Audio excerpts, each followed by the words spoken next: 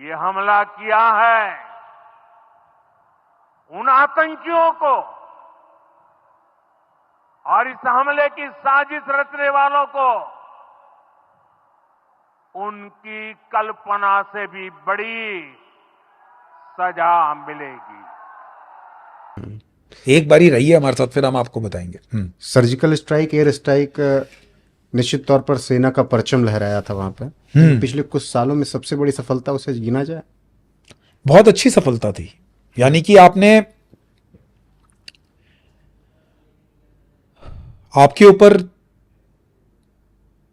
मैं कहूंगा आपके देश की इंटेग्रिटी पे हमला हुआ, आपने उसको रिटेलिएट किया, आपने उसका जवाब दिया, दिल खोल के दिया, जहां बोला था वहां पर दिया, बिना किसी से घबराए हुए दिया।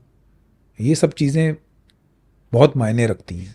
तो मेरे हिसाब से तो ये बहुत ही अच्छे इवेंट्स थे जो कि गवर्नमेंट ने किए, और उसमें एक में आर्मी शामिल थी, एक में एयरफोर्स शामिल थी, और जो भी सपोर्ट भी था, चाहे वो किसी का, हम लोग भूल जाते हैं आर्मी एयरफोर्स क्योंकि नज़र आती है, लेकिन स्टेट गवर्नमेंट और जो आपका स्टेट मशीनरी है, पुलिस, मैं पैरामिलिट्री फोर्सेस की बात करता हूँ, सेंट्रल आर्म पुलिस फोर्सेस की, इन लोगों का भी सहयोग बहुत होता है। यानी मैंने सीआरपीएफ को काम करते देखा है, मैंने बीएसएफ को काम करते देखा है। सारे एकजुट होकर जब काम करते हैं तो सक्सेस, नाम किसी का भी आ सकता है उस पॉइंट ऑफ ऑपरेशन में, लेकिन मेहनत सबकी है। ऐसा कभी कोई ऑपरेशन आया हो जिसमें आप लोगों को लगा कि नहीं ये ऑपरेशन करना चाहिए, ऊपर से ऑर्डर्स ना मिले हों, लेकिन मन हो कि नहीं ये ऑपरेशन होना चाहिए भाई?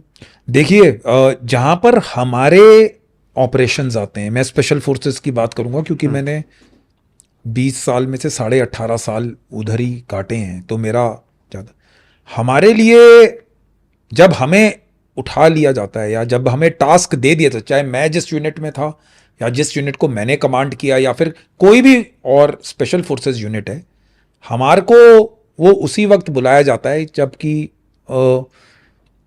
जब पॉलिटिकल प्रेशर और आपकी सीनियर मिलिट्री लीडरशिप जानती है कि इन लोगों को अब लगाना है। तो हमारे को जब लॉन्च किया है तो फिर हमारा वो वाला ऑफ वाला बटन आप कट एंड क्लियर कर, हमारा काम क्लियर है। हमको जब वो ग्रीन, जैसे आपको मैं बताऊंगा, जब आप हवाई जहाज से कूदते हैं तो तीन लाइट्स जलती हैं। सो एक होती है ग्रीन, एक होती है रेड और एक होती है येलो, और येलो या ऑरेंज कह लीजिए आप, जो भी उसको कहते हैं। सो ऑरेंज लाइट पे रेडी हो जाता है सब कुछ, ग्रीन लाइट पे गो हो जाता है, और रेड अगर दब जाए तो यानी जंप रोक दी जाती है। तो हमारे वाले किस्से में रेड लाइट नहीं है, हमारे वाले किस्से में रेडी है, क्योंकि हम ऑरेंज या येलो लाइट पे 24/7/365 तत्पर रहते हैं। Ready and go, ready and green ही होता है। जब हमारे में रेड नहीं दबता है, चाहे वो सरकार दबाए, चाहे इंडियन आर्मी के मिलिट्री ऑपरेशंस दबाए, हमारे को उस चीज के लिए तैयार नहीं किया जाता। हमारी तनख्वाह और हमारी ट्रेनिंग रोकने के लिए नहीं है, हमें इस्तेमाल जब किया जाता है जो भाले की नोक होती है, हम वो हैं। हम जब निकलेंगे तो हम काम करके। जब आप जंप कर रहे हो, हाँ जी, नीचे 10,000 फीट 20,000 फीट हो, कभी ऐसे मौके आए कि भाई दिमाग उस रास्ते में, उस सफ़र में किया हो कि भाई ये क्या हो गया, या ये भूल गए, या पैराशूट नहीं खुल रहा है? ऐसे कभी कोई ऐसी नौबत आई? नहीं, बहुत ट्रेनिंग की जाती है इस टाइप की ट्रेनिंग के लिए।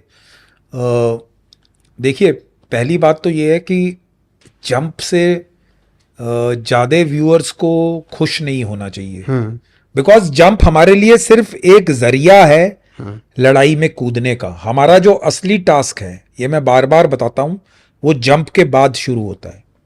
जंप तो आजकल एनसीसी के बच्चे भी करते हैं। सो जंप करना वन पार्ट है, कोई दिमाग में टेंशन नहीं है। हमारे माइंड और ट्रेनिंग इतनी ज़्यादा कर दी जाती है कि मैंने किसी पैराट्रूपर को हवाई जहाज में आकर रुकते नहीं देखा है। जब एक बारी रैंप खुल जाता है तो सारा रास्ता सिर्फ एक ही है, वो बाहर का। आप इस चीज का ध्यान देते हैं कि क्या मैं नीचे जाकर अपना टास्क करूंगा कि नहीं। सो वो ज्यादा इंपॉर्टेंट चीज दिमाग में चल रही होती है, रादर देन जहाज से कूदना।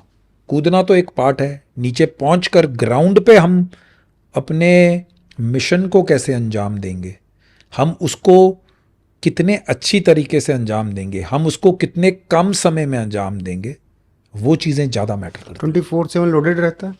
Loaded, fully loaded, 24/7/365। आप चाहे पीस लोकेशन में हैं, चाहे आप देखेंगे कि नॉर्मल यूनिट्स जो हैं वो 2 या 3 साल पीस में काटेंगे, फिर 3 साल फील्ड में काटेंगे, यानी J&K में काटा, नॉर्थ ईस्ट में काटा, फिर वापस आकर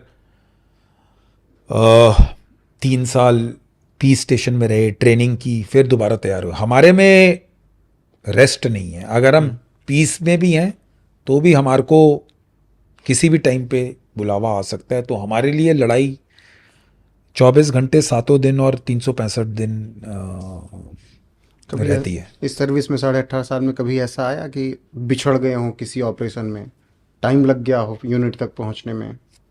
हाँ, कई ऑपरेशंस हो जाते हैं जिसमें आप थोड़ा सा टाइम प्लान के हिसाब से लेट हो जाते हैं, बट ऐसा कुछ नहीं होता कि आप लोग, because majority of the operations तो आप अपने कंट्री के अंदर ही कर रहे हैं, सो थोड़ा बहुत लेफ्ट राइट होता है, जो कि हम लोग अपने टाइम प्लानिंग में, जब हम ऑपरेशंस का मैं कहता हूं जब उसका टाइम लेकर चलते हैं, क्योंकि हर ऑपरेशन को टाइमली प्लान किया जाता है, तो ऐसी चीज़ों को अगर हमको मालूम है कि इस पहाड़ पे हमें चढ़ना है, तो जहाँ पर अगर सपोज हमारा अनुमान है कि 4 घंटे लगेंगे, तो हम 1 आधा घंटा रिजर्व लेकर चलते हैं। ऐसा नहीं है कि हम लोग कहीं अलग ही बिछड़ गए, बिकॉज ऐसा मैंने देखा नहीं है। और अगर ऐसा होता भी है तो वो थोड़े टाइम के लिए होता है। उसके बाद आपके पास कम्युनिकेशन के साधन है, आपके पास रेडियो सेट्स हैं, आपके पास डिफरेंट टाइप ऑफ इक्विपमेंट है, जिससे आपको सिचुएशनल अवेयरनेस रहती है कि कौन कहाँ पे चल रहा है। सो कोड वर्ड भी होता है आप लोगों को?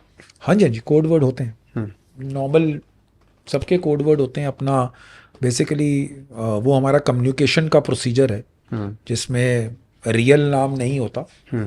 जैसे आप विक्रम बत्रा जी का शेर शाह सुनेंगे कारगिल वॉर में, सबके अपने अपने कोड वर्ड्स होते हैं। डिपेंड करता है किस ऑपरेशन पे आप क्या कर रहे हैं, कहाँ पर क्या है, तो ऐसे।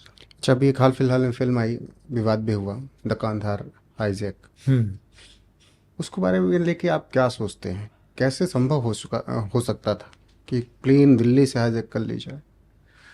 देखिए, मैंने उस टाइप की ट्रेनिंग की है जिसमें मैं ये बोल सकता था कि जब वो इंडिया में ही था जहाज़, तभी उस पे जो हमारे स्पेशल फोर्सेस वाले दस्ते हैं उनको लेकर उसी वक्त कार्रवाई कर देनी चाहिए। बिकॉज जब आप एक बारी इंडियन एयर स्पेस से निकल गए, ये मेरा मानना है, तो आपके हाथ से इनिशिएटिव चला गया, जो आपको मौका था।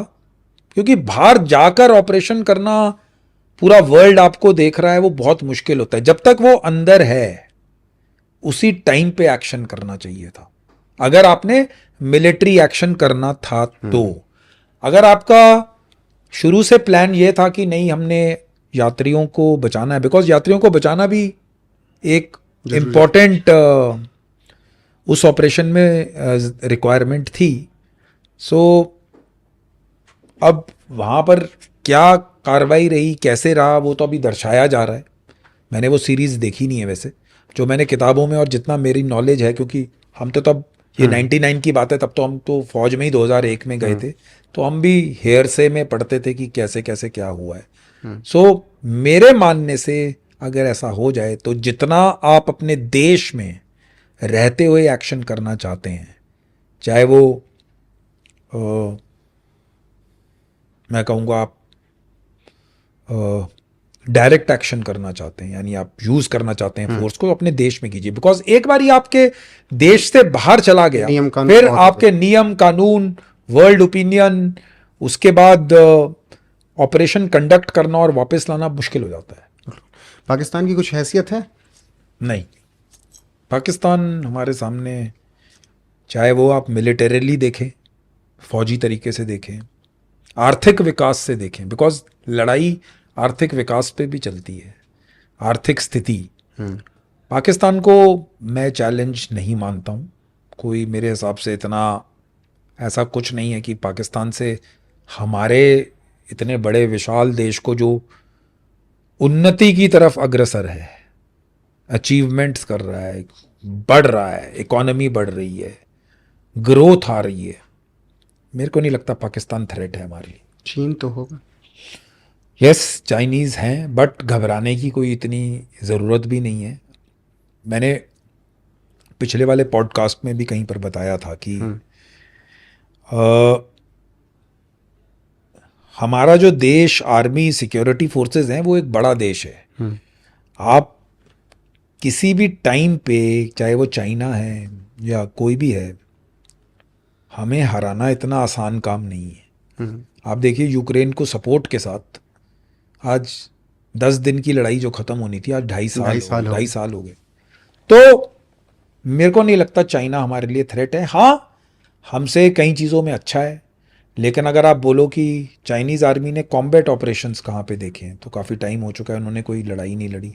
उस लिहाज से इंडियन आर्मी और इंडियन फोर्सेस कॉम्बैट के लिए तैयार हैं, और मुझे नहीं लगता कि हमें चाइना के सिर्फ नाम से या फिर उसकी पहचान से डर लगना चाहिए। हम लोग कैपेबल हैं लड़ाई लड़ने के। बांग्लादेश में जो कुछ भी हुआ, क्या वहाँ पर हम वैसा ही फैसला ले सकते हैं जो इंदिरा गांधी ने लिया था? देखिए, आप मेरा उस चीज़ में मानना ये है कि सरकार को एक चीज़ का ध्यान रखना चाहिए, और वो है कि जो माइनॉरिटीज़ हैं, हिंदू पॉपुलेशन है, उसका ध्यान रखा जाए। बिकॉज़ काफ़ी साइजेबल लोग हैं जो उधर रह रहे हैं, उनकी प्रोटेक्शन थोड़ा सा इम्पॉर्टेंट मैटर है। और हमारे पास इवेंट होना, यानी ये बांग्लादेश वाला जो किस्सा है, ये हमारे लिए मैटर ऑफ कंसर्न, यानी कि हमारे लिए चिंता का मुद्दा तो होना ही चाहिए, बिकॉज हमारे बॉर्डर्स शेयर होते हैं उस कंट्री के साथ। इसके और जगहों पे असर पड़ सकता है, इमिग्रेंट्स आ सकते हैं, इलीगल माइग्रेशन हो सकती है। सो ये सब चीज़ें जो हैं, इनको मद्देनज़र रखते हुए मेरे ख्याल से गवर्नमेंट ने एक्स्ट्रा फोर्सेस और जो प्रोटेक्शन के